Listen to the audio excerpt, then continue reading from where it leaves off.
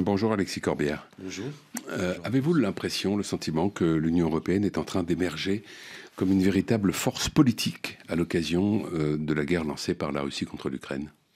Je ne sais pas. D'abord, il faut être un élément de paix. Je sais que ça peut sembler dans la période actuelle comme une position qui peut interroger, mais plus que jamais, la France et tous les pays de l'Union européenne doivent participer à la désescalade. C'est ça qui m'importe.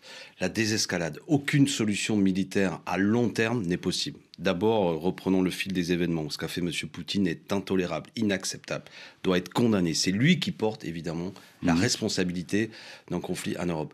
Mais face à ça, instruit par l'histoire, si je puis dire, je parle du point de vue français, du point de vue d'autres pays de l'Union européenne, nous devons, bien sûr, des mesures de sanctions économiques existent, mais faire pression pour que des solutions diplomatiques soient trouvées. De ce point de vue-là, je répète ce que nous avons dit plusieurs fois pour que ce soit entendu, nous devons reprendre l'initiative, notamment de réunir ce qu'on appelle l'OSCE, l'Organisation pour la sécurité et la coopération en Europe, qui avait déjà par le passé, était à l'initiative des accords de Minsk. Et la France doit s'avancer, d'abord elle comme puissance qui historiquement était sur des positions de non-alignement face à ces puissances. Mais les efforts diplomatiques d'Emmanuel Macron, vous trouvez qu'ils n'ont pas été pertinents jusqu'à maintenant ? Écoutez, s'ils vont dans ce sens-là, dernièrement, j'ai entendu, je crois que c'est M. Le Drian qui a proposé une résolution à l'ONU, si je ne dis pas de bêtises, qui notamment pose la question de la proposition que nous avons fait, que Jean-Luc Mélenchon a fait d'OSCE, cela va dans le bon sens. De toute manière, à l'heure actuelle, que les choses soient claires, il faut discuter. Il faut discuter, même avec M. Poutine, quel que soit ce qu'on pense de ce qu'il fait. Mais ça se fait.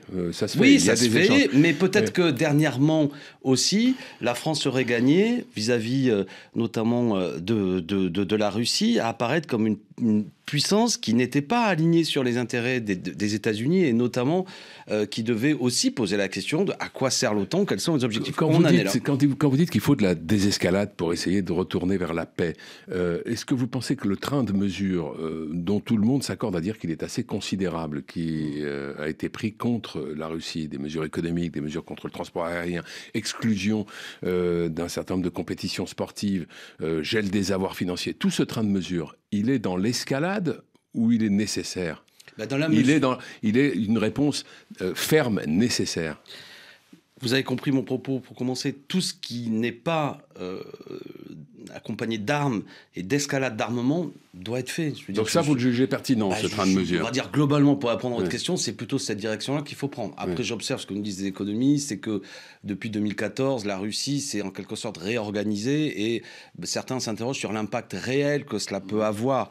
Mais quoi qu'il en soit, je suis pour des pressions financières, des pressions économiques, même diplomatiques, même si ça prend des formes anecdotiques, quand des équipes sportives russes sont momentanément ou pendant un certain temps mis au banc de compétitions internationales, il vaut mieux ça que de dire qu'on va envoyer des armes sur le terrain et participer à une escalade militaire. Alors, il y a ces mesures-là, donc annoncées, toutes ces mesures prises depuis plusieurs jours par l'Union européenne, mais il y a aussi cette décision qui a été annoncée par l'Europe de financer l'achat et la livraison d'armes, y compris des avions de chasse à l'Ukraine. C'est une première pour l'Union européenne. 450 millions d'euros vont être débloqués.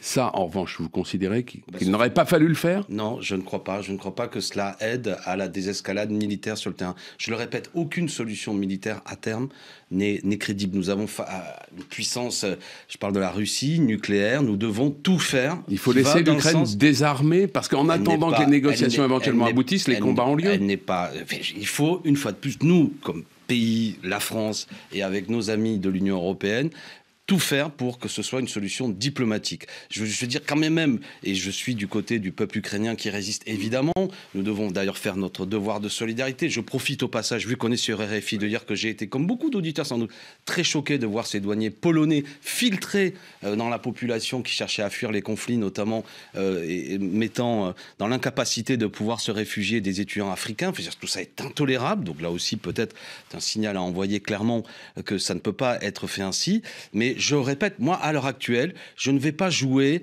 comment dirais-je, au belliqueux. Il faut parler comme ça. Il faut dire que nous voulons la paix. Nous devons le dire fermement vis-à-vis de M. Poutine. Faire baisser d'un ton, si je puis dire, tous ceux qui veulent profiter de l'élection présidentielle pour avoir une attitude politicienne, y compris vis-à-vis de nous. J'ai vu notamment, ça peut sembler anecdotique, Mme Hidalgo hier traiter Jean-Luc Mélenchon et la France Insoumise d'agents poutiniens. Ouais. Je dis à Mme Hidalgo que tout ça est un vocabulaire de guerre, généralement celui de l'extrême droite ou de McCarthy aux États-Unis. Nous avons le droit de dire que nous souhaitons la paix et nous ne sommes pas pour autant alignés sur les intérêts de je ne sais trop quelle puissance étrangère, notamment celle de la Russie. Puisque vous parlez de Jean-Luc Mélenchon et vous venez de citer Anne Hidalgo, est-ce que... Parce que je trouve ça infamant, honnêtement. J'entends bien. Parce que c'est ridicule. Est-ce que vous ne pensez pas, toutefois, que Jean-Luc Mélenchon n'a pas manqué un peu de clairvoyance dans ses analyses et ses propos sur les intentions de la Russie? Je rappelle, le 11 novembre, dans un entretien au Figaro, je ne crois pas à une attitude agressive de la Russie. Le 12 décembre, sur France Inter, à intervalles réguliers, les Russes jouent les gros bras et à intervalles réguliers, les Ukrainiens en font autant. Ce n'est pas à nous de faire les shérifs. Les Russes ne sont pas des adversaires. Et le 3 janvier sur France Inter, la Russie est un partenaire.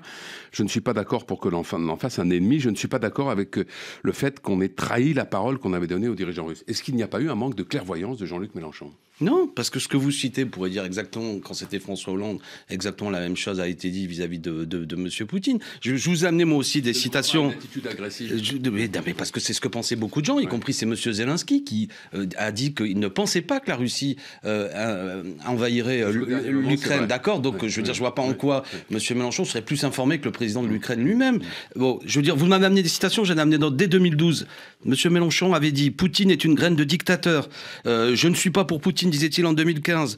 Il avait multiplié « Je suis écologiste et anticapitaliste, qui me fait 2 bonnes raisons d'être en désaccord avec M. Poutine », disait-il en 2017. Bref, j'ai toute une liste. Ce que je veux dire, c'est qu'il faut arrêter... C'est un mauvais procès. Mais bien sûr que c'est un mauvais procès. C'est même un procès qui est inquiétant du point de vue de la manière dont ceux qui le portent envisagent les choses. Nous ne devons pas être une puissance alignée ni sur les intérêts d'une puissance, notamment, je pense aux États-Unis d'Amérique, qui est la puissance dominante de ce qu'est l'alliance militaire qui s'appelle l'OTAN, ni vis-à-vis des intérêts de M. Poutine. Mais puisque vous l'avez dit, c'est pas moi, c'est pas Jean-Luc Mélenchon qui a reçu M. Poutine à Versailles en grande pompe en 2017. C'est pas moi qui ai accueilli M. Poutine pour visiter la cathédrale de la Sainte Trinité à Paris, qui d'ailleurs pose un problème y compris d'un point de vue laïque. C'est Mme Hidalgo. C'est pas moi qui ai accueilli aussi M. Poutine comme l'a fait M. Hollande. Bref, ce qui était d'un certain point de vue normal, mais parce qu'il faut discuter. Donc ce qu'a fait Jean-Luc Mélenchon, c'est toujours situé, je le répète, sur une position d'indépendance de la France qui permet justement dans les moments de tension de pouvoir éventuellement s'avancer pour que des solutions diplomatiques soient trouvées. Si on peut le faire encore aujourd'hui, faisons-le, et c'est le sens, c'est ce qui guide notre action, notre discours dans cette campagne. Il nous reste 1 minute 30 environ, Alexis Corbière. Est-ce que ce conflit, cette situation peut d'une certaine manière anesthésier totalement le débat de la présidentielle ? Je ne le souhaite pas. Anesthésier. Oui, est-ce que le risque existe ? Alors, je pense que c'est le moment où il faut parler politique. D'un certain point de vue, moi je l'ai constaté encore ce week-end, les gens veulent des explications. Grâce à vous, les médias, des radios qui vont un peu dans le fond des sujets, et puis aussi les meetings. Écoutez Jean-Luc Mélenchon, son grand discours à La Réunion, il en fera d'autres ce week-end à Lyon mardi prochain, il y aura notre grand rassemblement du mardi 20 mars. Plus que jamais, c'est le moment de ceux qui ont... comment dirais-je, un horizon politique à proposer et un nouvel ordre international aussi à proposer. C'est ce que nous faisons. J'invite les Français et les Françaises à écouter ça. Évidemment, on a compris qu'il y a aussi une stratégie sans doute de la part du président de la République. Pas totalement cynique parce qu'il est très pris, mais qui consiste à dire, à en faire le moins possible. Il va se déclarer candidat sans doute de manière assez sobre, il en est quasiment obligé. J'ai vu qu'il a même un meeting qui était prévu, n'aura pas lieu. Lui, il veut en faire le moins possible, mais c'est le moment plus que jamais de dire un autre monde est possible, une autre vision du monde, d'autres relations internationales. Les belliqueux doivent cesser, M. Poutine doit retirer ses troupes immédiatement, et nous devons réunir par la diplomatie une conférence internationale qui permet à chacun de discuter pour voir où sont les intérêts des différents pays et quels sont les intérêts généraux. Merci. De m'avoir invité.